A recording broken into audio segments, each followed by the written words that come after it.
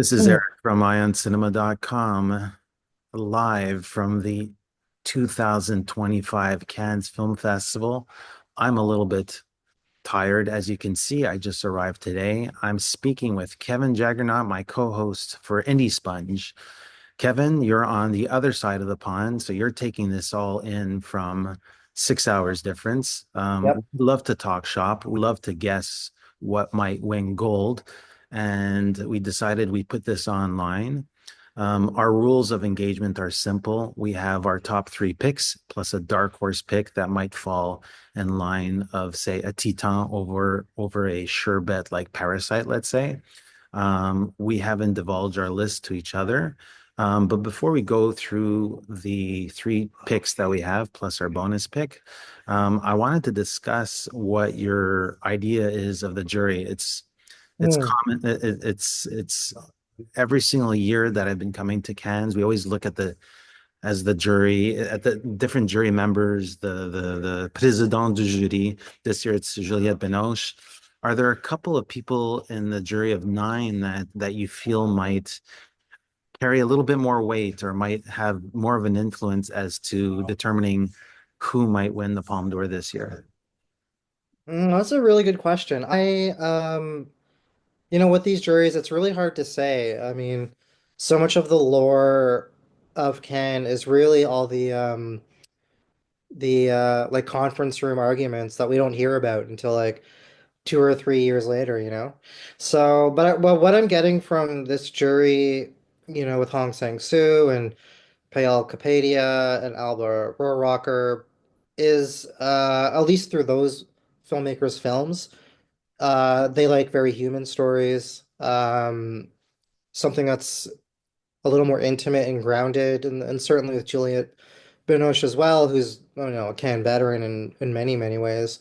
So maybe that's the way the jury is leading. So maybe things like the Ducournau or some of the more out there, or Eddington, some of the more out there competition entries may not resonate as strongly, but you never know because the opposite could be true. Because those films are presumably more daring or more risk-taking, maybe that will be exciting for the jury. It really is hard to say sometimes. So it is Alba, the actress, not the director, that's part of the jury. Right. And she's joined by Jeremy Strong, who was all pimped out at the press conference. He had his whole shtick going, his garb. He looked gangster a little bit there. I like to say that Carlos Regatas also might, he might bring in that little, he'd be more drawn to aestheticism or something that's a little bit of a different verve. But I'm certainly looking forward to seeing how they'll deliberate and the placement. So let's begin this process. I'll start with my number three pick.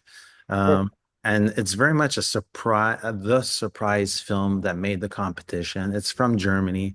The original title is The Doctor Says I'll Be All Right, but I'm Feeling Blue. It's Sound of Falling, the official title by Masha Shilinsky. This is a sophomore feature. I could pull 1,000 cinephiles in the streets of Cannes and ask them if they saw a dark blue girl, and maybe I'm lucky if I get 10%. So this is really somebody that's coming out of the woodworks from nowhere. Um, and what's interesting is her film is the very first film out of the competition. So there's 22 titles, and believe 4 months, 3 weeks, 2 days was the last title to begin a competition and win the Palme d'Or. Um, I'm seeing pricing here for sure. It feels very lofty. It feels as if there's an approach, an aestheticism that might flip the script on how we get a sense of what a century looks like with these four female figures. That's my number three pick. And I believe that there's been some recent material out there. I saw, I believe, a teaser just in the last 24 hours. So I deeply encourage everybody who doesn't know who this filmmaker is to seek this person out. So Kevin, what's your number three pick? So my number three is, maybe it'll be a surprise to you, is actually Richard Linklater's Nouvelle Vague. The reason being, I mean, it's a film about, the French New Wave premiering at Cannes. Uh, and there's no audience that loves movies about themselves more than the Cannes film audience. So I think if and actually it made me think about The Artist from whatever year that was. It didn't win the Palme, but 2011. yeah, but it was like a huge hit. Like I was in that screening and it was like electric how it was received. And I think if Linklater's film has that similar sort of premiere with a lot of energy and a lot of love, it could be a surprise. It could wind up with some prizes. So um and he isn't he also doing like wasn't he also doing some stuff before the fest like in Paris I think too? Like a retrospective or I think something. that was Wes Anderson. You got your Americans mixed up. Yeah, yeah, I did. Your Americans in Paris mixed up. But yeah, so I think there's a possibility there if the film is gangbusters, if it plays with the audience, and I think it was just picked up by Sony Pictures Classics. So I don't know. We could have something here. So that's my number three. I get a sense that Jean-Luc Godard is putting out his ashes from a cigar from the heavens above on this piece. Um, I'm gonna roll into my number two pick, which is another sophomore feature. It's by, I'm gonna try to not screw up her name, Chie Hayakawa, who's the filmmaker behind Plan 75 that was here in 2022 in the Airsoft and Regard section. It did prize for the Camera d'Or, got a special mention. I was okay with the film. I thought it brought some really interesting ideas and the execution was there. And this film explores the point of view of an 11-year-old who navigates adolescence and family struggles in the late 80s. So I want to say that it's going to bring us to a specific time period. I think I believe a Juliette Binoche jury might gravitate towards strong young female protagonists. And there's a lot more than just dramatic terrain here. Apparently, the character is immersed in a fantasy world. So I think if it goes beyond drama, if it goes beyond melodrama and touches some other aspects in the search for self, maybe we have like a nobody knows or something like that, or like Yeah. Karita that's better than Karita. So yeah, another fresh voice, another unknown. I doubt that any of the jury would have seen her earlier work, and the same goes for my German pick. So yeah, I'm feeling strong about this one. Kevin, what's your number two pick? My number two is Resurrection, Be Gone. And maybe this is just more fantasy than than actual reality, but it is one of the most anticipated titles. It was, as we both know, a late, very late entry to the festival. And I think if they were holding a slot for it, there's a reason why. Um, they must have been really impressed with what they saw, and certainly he's a filmmaker that, to go back to what you were saying about Carlos Regatas and his interest in things that may or that are maybe a little more risk taking. Um, I anticipate that this film from Begun is going to be um, like his previous film, Long Day's Journey into Night, which had that long 3D tracking shot. That he's going to be doing something formally challenging, formally interesting here. But I think his films uh, do work with an audience, or at least an art house audience. And there's something about this film with a score by M83 that suggests to me that maybe it might be his most accessible yet, even if the story is a future set narrative about dreams and illusions and things like this. I do think that maybe there's something here that could play with a more mainstream art house crowd. So um, Yeah, I would keep an eye on that film for sure. So Chie is a woman who is in a post-apocalyptic future, undergoes her brain surgery, and acquaints herself with an android who she Right. becomes she develops feelings for.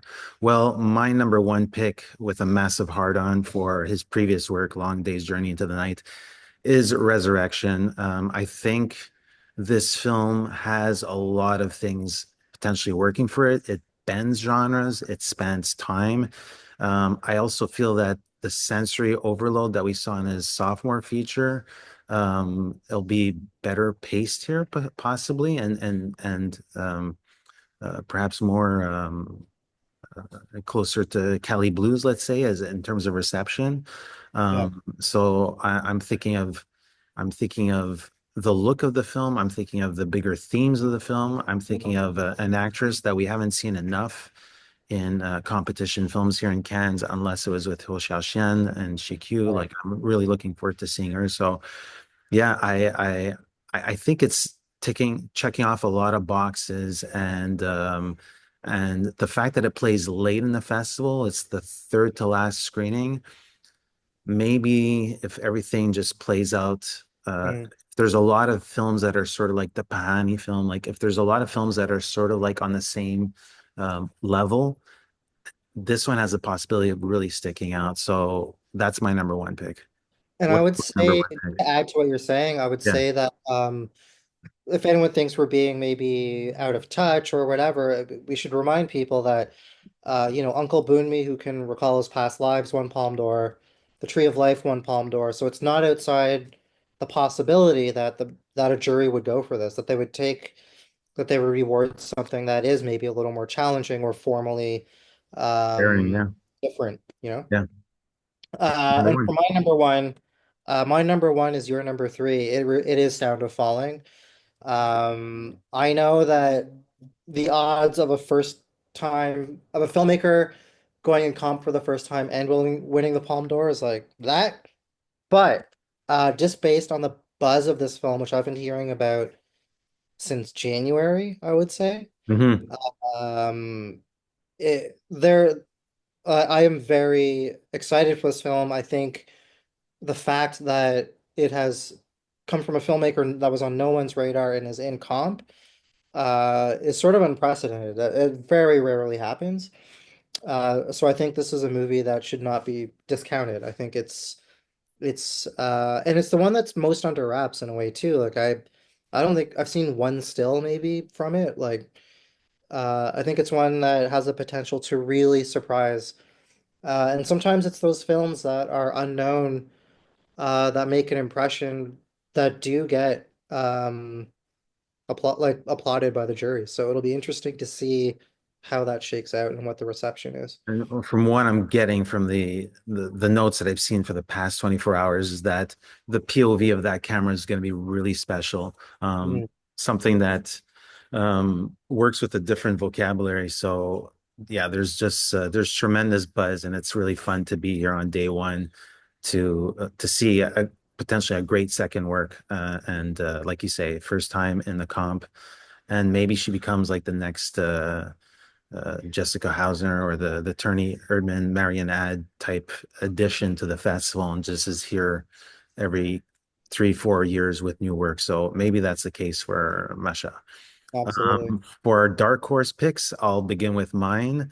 Sure. I'm going with Kleber Mendoza Felo with the Secret Agent. I believe it's the film that has the longest runtime, but just seeing that first still Yeah. with what's his name on the telephone, I've heard more. Yeah. it just feels as if it's steeped or rich and deep into um, a troubled past in Brazil's history, and it just looks the part. It looks like something that's meaty. It looks like something that will utilize genre elements like the thriller or espionage to its advantage. And I think it's playing midway in the fest, so I think it has the possibility of getting another trophy. I think he won for Bacurau. I believe he won for Aquarius his Hmm. last two times in comp. So I think the jury are very much aware of this filmmaker. He's really part of the filmmaking community.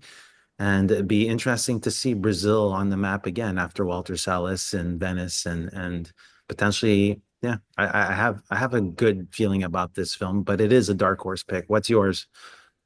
So my pick is the history of sound, actually. And this is really only because, I'm sort of playing the odds a little bit here, like looking back on the past, let's say 6 or 7 Palme d'Or winners. We have Anora, Anatomy of a Fall, Triangle of Sadness, Titan, Parasite, Shoplifters, The Square. For the most part, maybe aside from Titan, which is a genre piece and very out there. The Palme d'Or in recent history has gone to very like for better or worse, more sort of mainstream leaning films.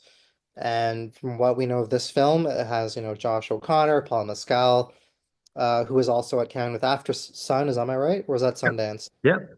Yeah. Great. And, this is a romantic period drama, that if it hits all the right notes, it could be again like Nouvelle Vague, like that sort of crowd-pleasing picture that both the jury loves and the audience loves that walks away with the trophy. So that's my dark horse for sure. Well, I wouldn't bet the house on any of our picks, but we are savvy cinephiles, educated cinephiles, and it'll be interesting to see what the Vegas bookmakers say about the 22 film lineup at this juncture, but also towards the end. And that's a wrap. Again, live from Cannes, and thank you for sharing your 2 cents worth. Yeah, and have a great time over there. Thank you very much, and I'll see you soon for the real launch of Indie Sponge in June 2025. Lavallée, I'm editor-in-chief and site owner for IonCinema.com, and this is Kevin Jagernauth, contributing writer for the playlist. and together we are Indie Sponge.